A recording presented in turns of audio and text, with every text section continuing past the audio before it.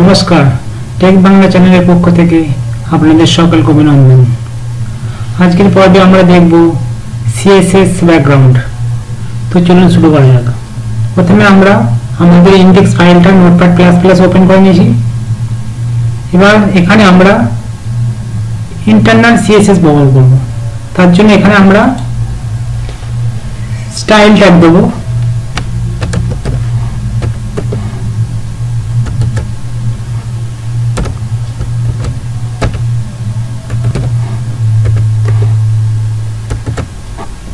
Style ট্যাগের ভেতরে আমরা সিএসএস টা লিখব।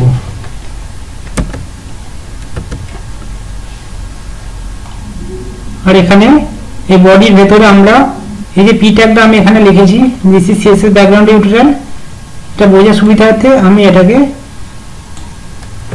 কপি করে নিলাম। কপি করে এখানে আমি এটা পেস্ট করে দেবো।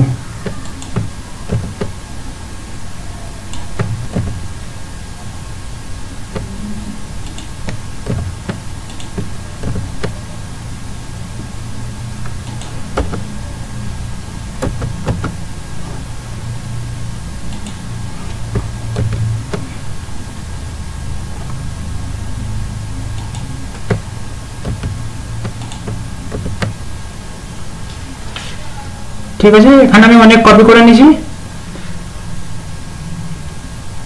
এটাকে আমি এটা সেভ করে আমি আমাদের ব্রাউজারে ওপেন করে দেখি একবার কি দেখাচ্ছে। এটা কন্ট্রোল এস দিয়ে সেভ করলাম। সেভ করে এখানে আমাদের যে ভিউ মেনু আছে, ভিউ মেনু থেকে এই যে ফায়ারফক্স, এখান থেকে ওপেন করে দিলাম। আমাদের ব্রাউজারটা ওপেন হয়ে গেল। দেখুন এখানে দেখাচ্ছে ব্রাউজারটা। এটা স্ক্রল করলে এখানে দেখুন নিচে লেখাগুলো সব দেখাচ্ছে। ব্রাউজারটাকে আমি ছোট করে নিচ্ছি।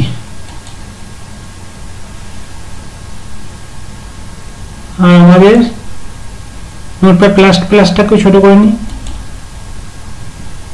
তাহলে বুঝতে সুবিধা হবে।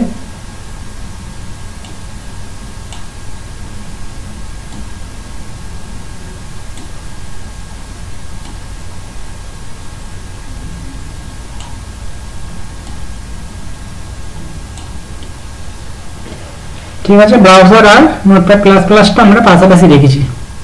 আর আমরা মোটামুটি সিএসএস এর যে ব্যাকগ্রাউন্ড দিই, ওটা দুই ধরনের ব্যাকগ্রাউন্ড দিতে পারি। একটা হচ্ছে যে কোনো কালার, ব্যাকগ্রাউন্ডের কালার দিতে পারি, পিছনে কালার থাকবে।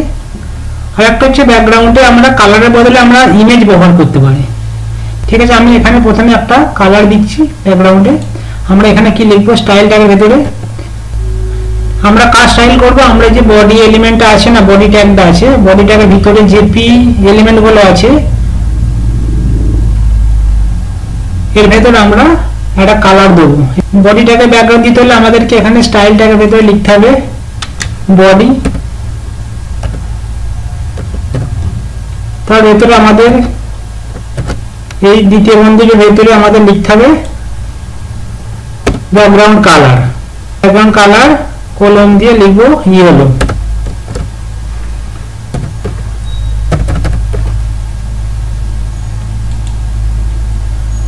ঠিক আছে, এবার আমি এটাকে কন্ট্রোল এস দিয়ে সেভ করে আমাদের ব্রাউজারটাকে যে আছে পাশে, ব্রাউজারটাকে রিফ্রেশ দেব। দেখুন আমাদের বডির ভেতরে আমরা একটা ব্যাকগ্রাউন্ড কালার দিয়ে দিলাম। এবার আমরা এখানে ব্যাকগ্রাউন্ডের বদলে আমরা একটা ইমেজ দেবো। ইমেজ দিতে হলে আমাদের কি লিখতে হবে, আমাদের ব্যাকগ্রাউন্ড যে ইয়েলো আছে ওটা আমি কেটে দিলাম। এখানে আমাদের দিতে হবে ব্যাকগ্রাউন্ড ইমেজ, কোলন দিয়ে কি লিখবো, আমাদের লেখার স্টাইলটা দেখে নিন। ব্যাকগ্রাউন্ড ইমেজ দিতে হলে কিভাবে লিখতে হয়, ব্যাকগ্রাউন্ড ইমেজ, তারপরে ইউআরএল।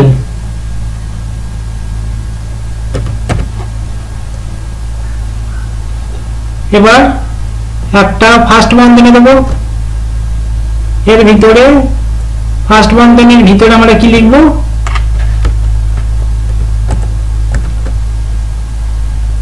আমাদের সিনট্যাক্সটা এরকম। এর ভিতরে আমাদের একটা ইমেজ রাখা আছে, সেই ইমেজটা আমাদের বার করতে হবে। দেখুন আমি ইমেজটা আমাদের এখানে আছে, আমাদের যেখানে রুট ফাইলটা আছে এখানে index.html, এর সাথে আমাদের ইমেজ নামে একটা ফোল্ডার আছে, ওর ভিতরে একটা ইমেজ রাখা আছে। ইমেজটা আমি নিচ্ছি, এই যে দেখুন ফ্লাওয়ার, এই ফ্লাওয়ারটাকে আমরা ওখানে ব্যবহার করব। ঠিক আছে, এর নামটা যেটা আছে সেটা আমরা কপি করে নিই,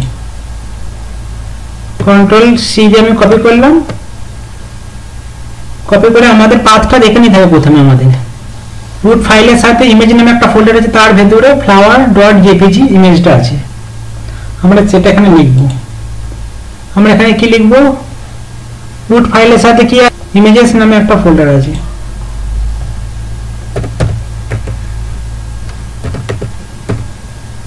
তার ভেতরে কি আছে, flower.jpg।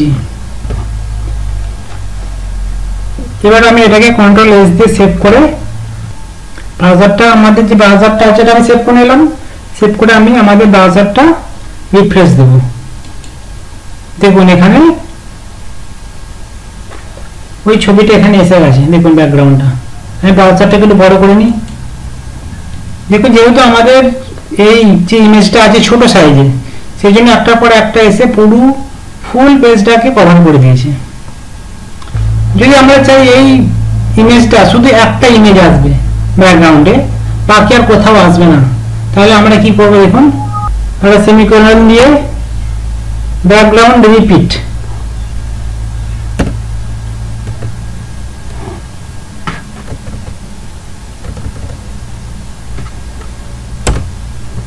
কি লিখলাম, এটা একটু সাজিয়ে নিয়ে আপনাদের বোঝার সুবিধার্থে।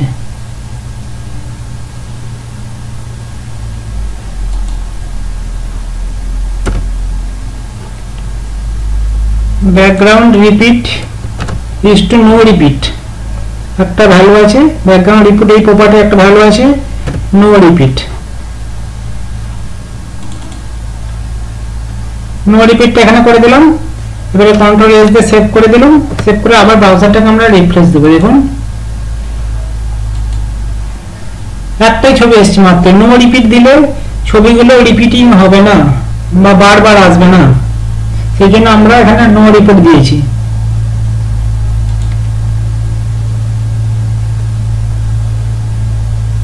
এবার যদি নো রিপিটের বদলে আমরা যদি রিপিট এক্স করি, দেখুন আমরা কি করব, রিপিট এক্স, কন্ট্রোল এস দিয়ে সেভ করে যদি রিপিট এক্স করি তাহলে দেখুন কি আসবে। আমাদের এখন এরকম আছে। যদি এটাকে আমি রিফ্রেশ করি, দেখুন এক্স অক্ষ বরাবর আসবে। এক্স অক্ষ মানে এই উপরের লাইনটা পরপর রিপিট হবে। যদি রিপিট ওয়াই করি তাহলে ছবিটা এই ডান দিক থেকে বাঁ দিকে হবে না, ছবিটা হবে উপর দিক থেকে নিচের দিকে। দেখুন আমি এখানে রিপিট ওয়াই করে দেখাচ্ছি, এখানে এক্স আছে, আমি করে দিলাম রিপিট ওয়াই। এবার কন্ট্রোল এস দিয়ে সেভ করে আমি ব্রাউজারটাকে আবার রিফ্রেশ দিচ্ছি। দেখুন ছবিগুলো নিচের দিকে এসেছে, সাইডে সাইডে আসেনি। দেখুন ছবিগুলো নিচের দিকে কভার করেছে, নিচের দিকে এসেছে পুরো। বোঝা গেল?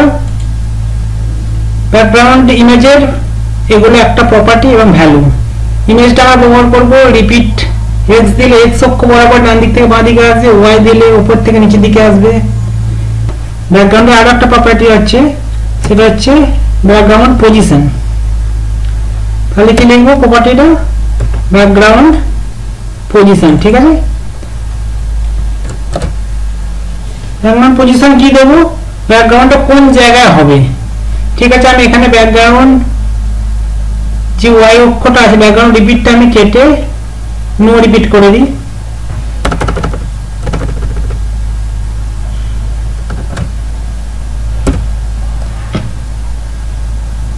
নো রিপিট করে দিয়ে এটাকে কন্ট্রোল এস দিয়ে সেভ করে রিফ্রেশ দিলাম।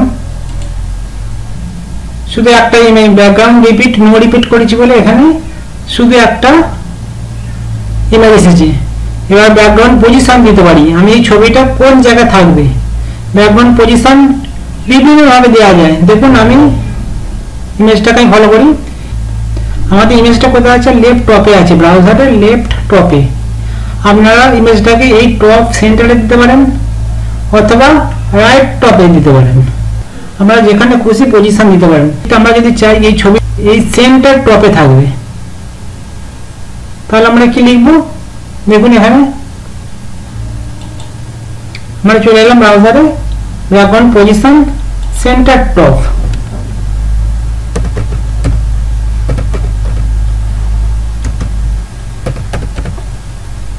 সেন্টার টপ লিখে এটাকে আমরা সেভ করে নেব,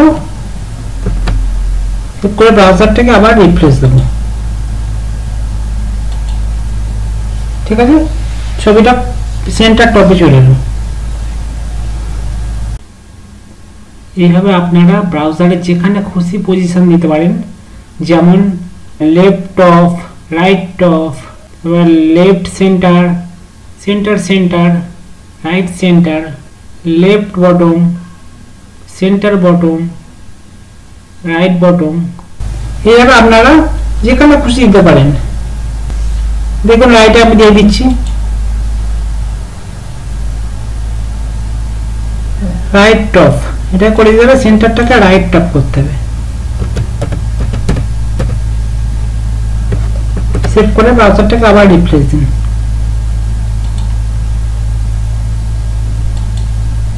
ঠিক আছে, রাইট টপে চলে এলো। এইভাবে ব্যাকগ্রাউন্ডটাকে আপনারা এরকম দিতে পারেন। আরো একটা প্রপার্টি আছে, সেটা হচ্ছে ব্যাকগ্রাউন্ড অ্যাটাচমেন্ট। ব্যাকগ্রাউন্ড অ্যাটাচমেন্ট লেখার আগে আমি আমাদের যে ব্যাকগ্রাউন্ড রিপিটটা নো রিপিট ছিল সেটাকে আমরা তুলে দিই, তাহলে আমাদের ছবিটা পুরো পেজ জুড়ে আসবে, তাহলে আমাদের ব্যাকগ্রাউন্ড অ্যাটাচমেন্টটা বুঝতে আরো সুবিধা হবে। দেখুন আমি আমাদের ব্যাকগ্রাউন্ড রিপিট যে নো রিপিট আছে ওটা আমি কেটে দিলাম, কেটে দিয়ে সেভ করে নিলাম পেজটাকে। এবার আমি এখানে ব্যাকগ্রাউন্ড এটাকে সেভ করে আমি এটাকে রিফ্রেশ দিলাম, দেখুন ছবিগুলো পুরো পেজ জুড়ে এসে গেছে। এবার আমরা কি করব, এখানে ব্যাকগ্রাউন্ড অ্যাটাচমেন্ট দেবো। ব্যাকগ্রাউন্ড অ্যাটাচমেন্ট আমাদের কোলন দিয়ে লিখতে হবে ফিক্সড।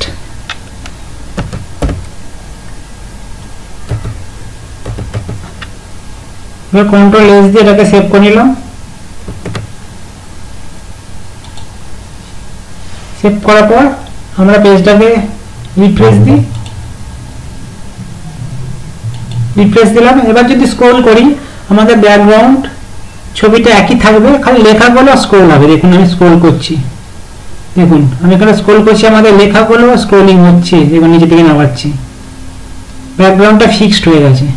আমাদের ডিফল্ট ভাবে ব্যাকগ্রাউন্ডটা আমাদের স্ক্রলিং অবস্থায় থাকে, ব্যাকগ্রাউন্ডের সাথে সাথে আমাদের লেখাগুলো স্ক্রল হয়, কিন্তু যখনই আমরা ফিক্সড করে দেবো তখন ব্যাকগ্রাউন্ডটা ফিক্সড হয়ে যাবে। ব্যাকগ্রাউন্ড অ্যাটাচমেন্টের দুটো ভ্যালু আছে, সেটা হচ্ছে স্ক্রল আর একটা হচ্ছে ফিক্সড।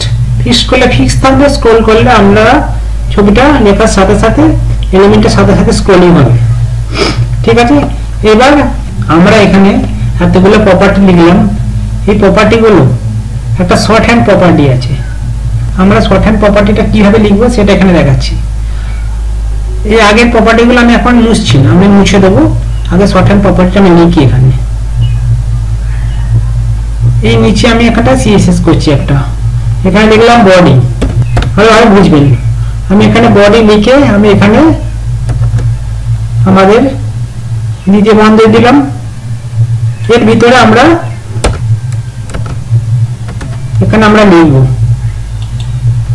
কি লিখবো, এখানে আমরা ব্যাকগ্রাউন্ড ইমেজের শর্ট হ্যান্ড ভ্যালুটা লিখছি, এখানে লিখবো ব্যাকগ্রাউন্ড, এখানে ইমেজটা দিয়ে দেবো ডাইরেক্ট, এই যে ইউআরএলটা আমাদের আছে।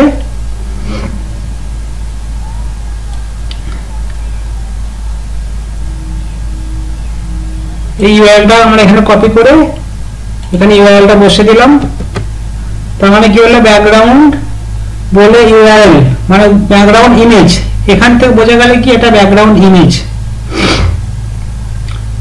তারপরে এখানে একটা স্পেস দেবো, আমি স্পেস দিয়ে আমি লিখবো নো রিপিট। নো রিপিট মানে ইমেজটা কোনো রিপিট হবে না, ব্যাকগ্রাউন্ড ইমেজটা কোনো রিপিট হবে না। আবার একটা স্পেস দিয়ে আমি এখানে লিখতে পারি অ্যাটাচমেন্টে যেটা লিখবো ওটা আমরা লিখতে পারি centre top, centre top, centre top মানে এটা সেন্টারে থাকবে ওপরে একদম। আর কি দিতে পারি, আর দিতে পারি অ্যাটাচমেন্ট, এটা ফিক্সড।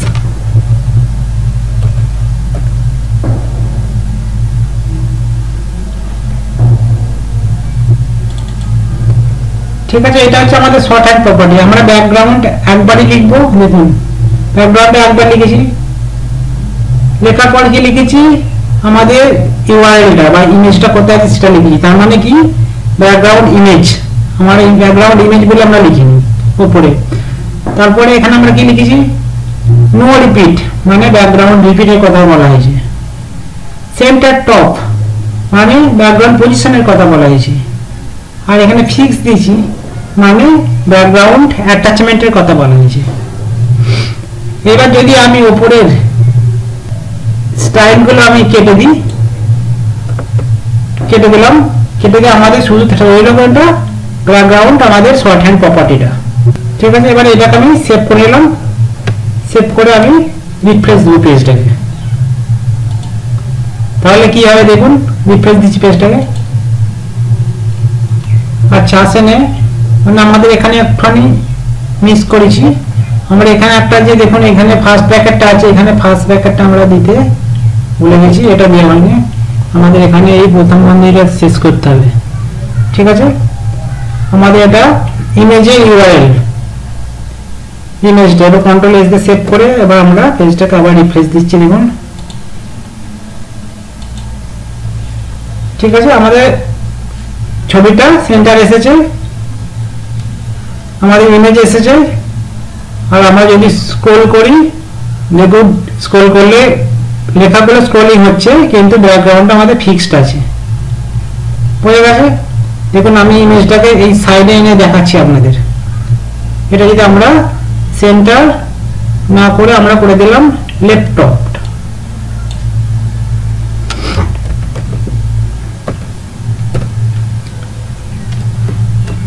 ঠিক আছে। দেখুন আমরা স্ক্রল করছি, ব্যাকগ্রাউন্ডটা ফিক্সড আছে। এই হলো ব্যাকগ্রাউন্ড ইমেজের কতগুলো প্রপার্টি এবং তাদের ভ্যালু। আপনারা বুঝতে না পারলে অবশ্যই বুঝতে পারবেন, বারবার বাড়িতে প্র্যাকটিস করুন, দেখবেন এসে গেছে। ঠিক আছে, আজকে তাহলে এখানেই শেষ করছি। নেক্সট পর্বের জন্য আপনাদের সকলের আমন্ত্রণ রইল।